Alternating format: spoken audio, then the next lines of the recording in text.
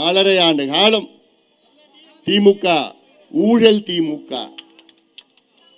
இந்த ஊழல் திமுகவை வீட்டுக்கு அனுப்புகின்ற காலம் நேரம் வந்துவிட்டது. இந்த ஊழல் ஆட்சியை அகற்ற வேண்டும். அதற்காகத்தான் இந்த நடைபயணத்தை நான் மேற்கொண்டிருக்கின்றேன். ஒரு ஆட்சி மாற்றம் தமிழ்நாட்டில் வர வேண்டும். ஒரே ஒரு முக்கிய கருத்து உங்களுக்கு நான் சொல்ல கடமைப்பட்டிருக்கின்றேன். வருகின்ற சட்டமன்ற தேர்தலில் யார் வர வேண்டும் என்பதை விட யார் வரக்கூடாது என்ப ஆழமான கருத்தை நீங்கள் மனதில் ஏற்றுக்கொள்ளுங்கள். இதுதான் முக்கியம். இவங்க வரணும், அதை விட இவங்க வரக்கூடாதுப்பா, இவங்க வரவே கூடாதுப்பா. இந்த தவறை கடந்த தேர்தலில் நீங்கள் செய்தீர்கள். தமிழ்நாட்டு மக்களை சொல்கின்றேன், கடந்த தேர்தலில் திமுகவை ஆட்சிக்கு கொண்டு வந்தீர்கள். தமிழ்நாட்டு மக்களே, இந்த தவறை மீண்டும் தயவு செய்து செய்யாதீர்கள். காரணம், இவர்களுக்கு ஆட்சி செய்த தகுதி கிடையாது, திறமை கிடையாது. தகுதியும் திறமையும் இல்லாத ஒரு ஆட்சி தமிழ்நாட்டிலே முதலமைச்சர் ஸ்டாலின் அவர்கள் தலைமையிலே நடந்து கொண்டிருக்கிறது. அன்றாடம் ஒரு நாடகம், அன்றாடம் ஒரு நாடகம். இந்த சீரியல் பார்த்து பார்த்து அவங்களும் கத்துக்கிட்டாங்க பிள்ளை. நான் தினம் டிராமா நடத்திட்டு இருக்கிறேன். இன்னைக்கு பார்த்தா நலம் காக்கும் ஸ்டாலின், இப்படி ஒரு திட்டம். என்னது நலம் காக்கும் ஸ்டாலின்? யாருடைய நலத்தை காக்குறீங்க? தமிழக மக்களுடைய நலத்தை காக்க போறீங்களா நீங்க? வெக்க கேடியா, வெக்க கேடியா. தமிழக மக்களுடைய நலத்தை நீங்க காக்கிற மாதிரி இருந்ததுன்னா, இந்த தெரு தெருவா நீங்க திறந்த சாராய கடை நீங்க மூடினாலே தமிழ்நாடு மக்கள் ஓஹோன்னு இருப்பாங்க, நல்லா இருப்பாங்க, சந்தோஷமா இருப்பாங்க. அதை காக்க, அதை மூட துப்பில்லை உங்க ஆட்சிக்கு. நீங்க நலத்தை காக்க போறீங்க. யாருடைய நலன்? இன்னொரு திட்டம், உங்களுடன் ஸ்டாலின். யார் கூட இருக்கிறாரு? இப்படிதான் அடுத்தது. நீங்க அடுத்த வாரம் பாருங்க, அவர்களுடன் ஸ்டாலின், அப்புறம் இவர்களுடன் ஸ்டாலின். இப்படிதான் தினம் தினம் ஒரு நாடகம். கால் ஷீட்டை கொடுத்து 2 மணி நேரம் நடிச்சிட்டு போயிடுவார்.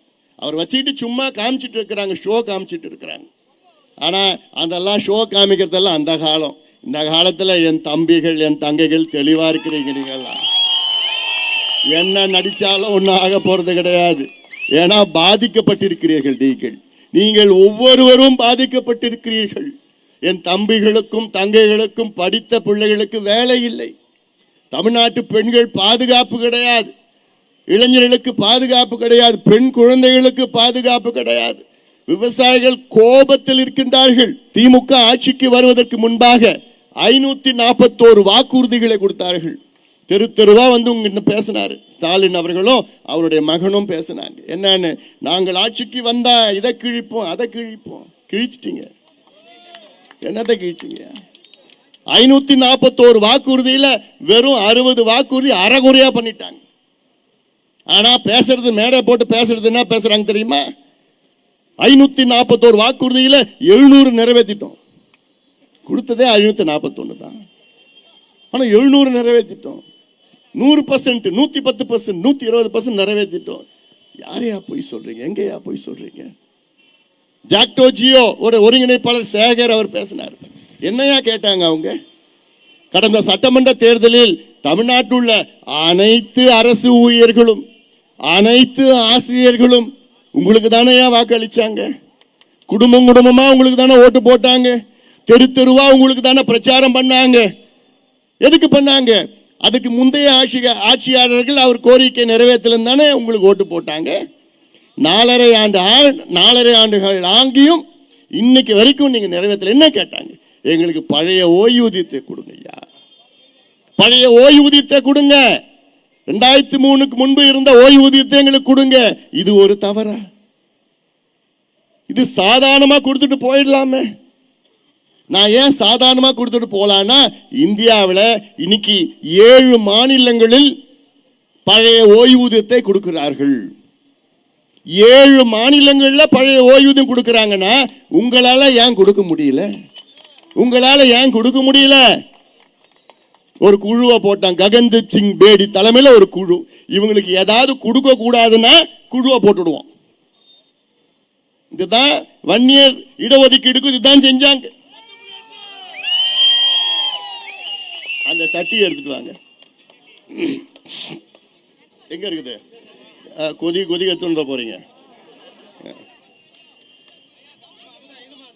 ஒன்னே ஒன்று கொடுப்பா. நான் அங்கே நடந்து வர கூட பார்க்கல. இங்கே கிட்ட வந்த 10.5% சட்டியில் போட்டு.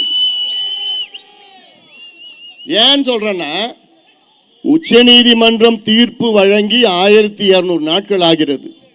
உச்ச நீதிமன்றம் சூடா இருக்கா? குடிக்க முடியுமா?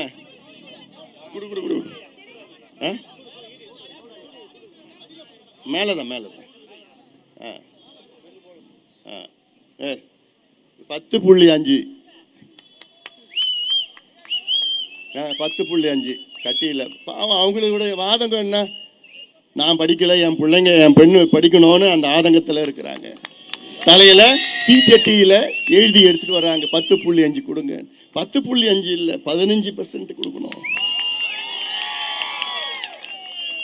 ஆனா கொடுப்பாரா? ஒரு நாமத்தை தான் போட்டார் ஸ்டாலின். ஏன் தெரியுமா? போதும். ஏன் தெரியுமா? உச்ச நீதிமன்றம் தீர்ப்பு வழங்கி 1200 நாட்கள் ஆகிறது. இந்த தீர்ப்புல தெளிவா சொல்லிட்டாங்க உச்ச நீதிமன்றம் நீதிபதிகள். என்ன, தமிழ்நாட்டில் வன்னியர்களுக்கு நீங்கள் உள்ஒதுக்கீடு கொடுக்க எந்த தடையும் கிடையாது, தாராளமா கொடுத்துட்டு போங்க. ஆனால் தரவுகளை சேகரித்து நியாயப்படுத்தி கொடுங்கள், டேட்டா கலெக்ட் பண்ணி ஜஸ்டிஃபை பண்ணுங்க, அவ்வளவுதான் சொன்னாங்க. அவ்வளவுதான். அதன் பிறகு தமிழக அரசை நாங்கள் அழுத்தம் கொடுத்த பிறகுதான் ஒரு பிற்படுத்தப்பட்ட ஆணையம், பேக்வர்ட் கிளாஸ் கமிஷன் ஒன்று நிறுவுறாங்க புதுசா. அதுல தலைவர் பாரதிதாசன் சொல்லிட்டு ஓய்வு பெற்ற நீதிபதி தலைவரா போட்டு மெம்பர் எல்லாம் போடுறாங்க.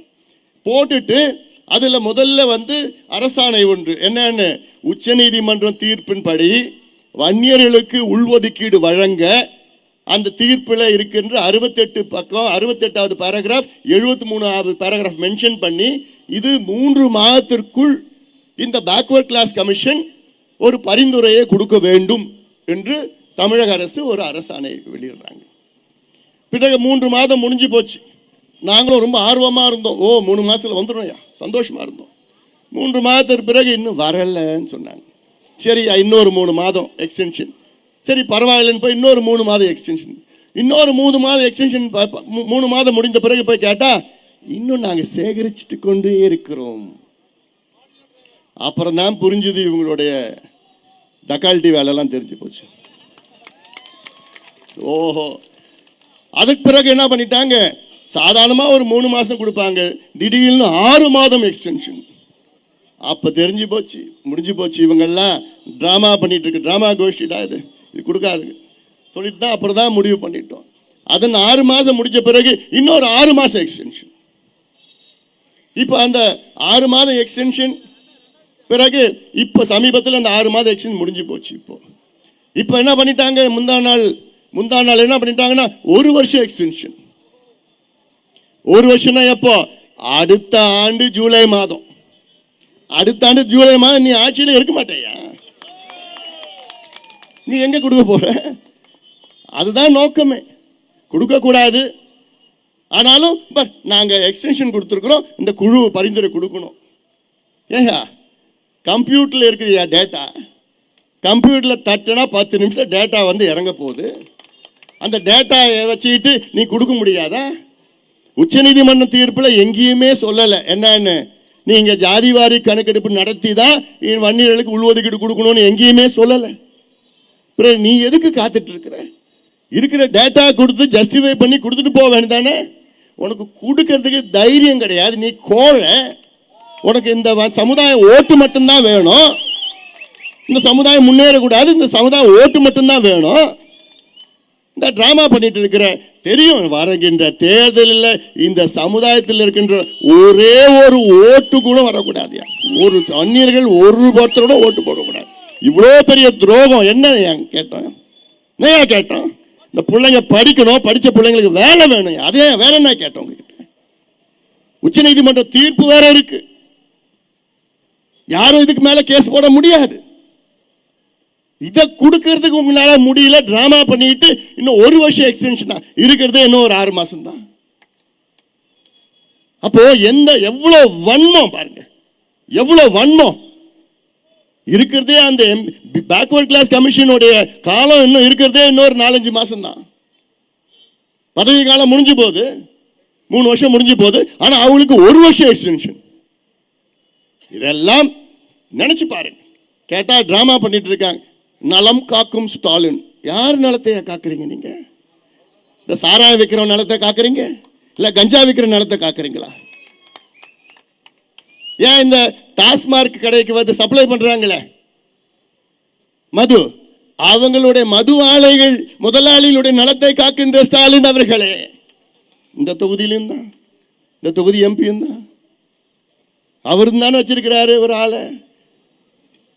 அரக்கானந்த் எம்பி ஒரு ஆளை வச்சிருக்கிறாரு, தஞ்சாவூர் எம்பி ஒரு ஆளை வச்சிருக்கிறாரு, மத்திய சென்னை எம்பி மறைமுகமா வச்சிருக்கிறாரு, தூத்துக்குடி எம்பி மறைமுகமா. இவங்க எல்லாம் எம்பி, திமுக எம்பி எல்லாமே ஆலைகள் வச்சிருக்கிறாங்க. என்ன ஆலைகள்?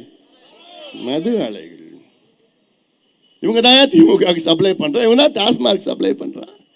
அவங்களுடைய நலத்தை காக்கின்ற ஸ்டாலின் அவர்களே, மக்கள் நலத்தை காக்குறீங்களா? என்ன அது என்ன திட்டம் தெரியுமா?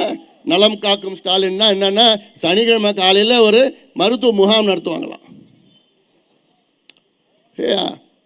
இருக்கிற மருத்துவமனையிலே டாக்டர் கிடையாது, நர்ஸு கிடையாது, அங்கே இருக்கிற டெக்னீஷியன் கிடையாது. அது சனிக்கிழமை வந்து அங்கே மருத்துவமனையில் இருக்கிற டாக்டர், நர்ஸு, டெக்னீஷியன் எல்லாமே இந்த முகாமுக்கு வந்துடுவாங்களாம். சரி, அப்போ ஆஸ்பத்திரியில் யார் யார் இருப்பா? அந்த படத்தை பார்த்தீங்களா? அந்த கவுண்டமணி செந்தில் இந்த வாழைப்பழம் ஒன்று வாங்கி காமிப்பான், இன்னொரு வாழைப்பழம் அதுதான் இதுன்னு சொல்லுவோம். முகாமில் அதே தான் நடக்க போகுது. முகாமில் அந்த டாக்டர் இந்த முகாமுக்கு வருவாங்களா, டாக்டர் எங்கள் மருத்துவமனையில் கேட்டால் அதுதான் இதுன்னு சொல்ல போகிறோம். அதனால் இதெல்லாம் ஒன்றும் எடுபட போகிறது கிடையாது. நான் கேட்குறேன் ஸ்டாலின் அவர்களே, திடீரென்று அக்கறை உங்களுக்கு என்ன? ஏன் இந்த திட்டத்தை நீங்கள் 4 ஆண்டுகளுக்கு முன்பு கொண்டு வருவது என்ன? ஒரு அரசு என்றால் நிறைய திட்டங்கள் ஆட்சிக்கு வந்தவுடன் ஒரு 6 மாதத்திற்குள் நீங்கள் கொண்டு வரணும். இன்னும் 6 மாதம் இருக்கிறதுக்கு அப்போ போய் கொண்டு வரீங்களே திட்டம். உங்களுடன் ஸ்டாலின் என்ன, கவர்மெண்ட் ஆஃபீஸில் நீங்கள் மனு கொடுக்கறது, உங்களுக்கு முகாம் நடத்துவாங்க, முகாமில் போய் நீங்கள் மனு கொடுக்கணுமா? அப்போ இதெல்லாம் என்னையா? இதெல்லாம் ஒரு திட்டமாயா? இதெல்லாம் ஒரு திட்டமாயா? ஏமாத்து வேலை, ஏமாத்து வேலை. இந்த தொகுதி, ஆற்காடு தொகுதி, இந்த மாவட்டம், ராணிப்பேட்டை மாவட்டம் இதை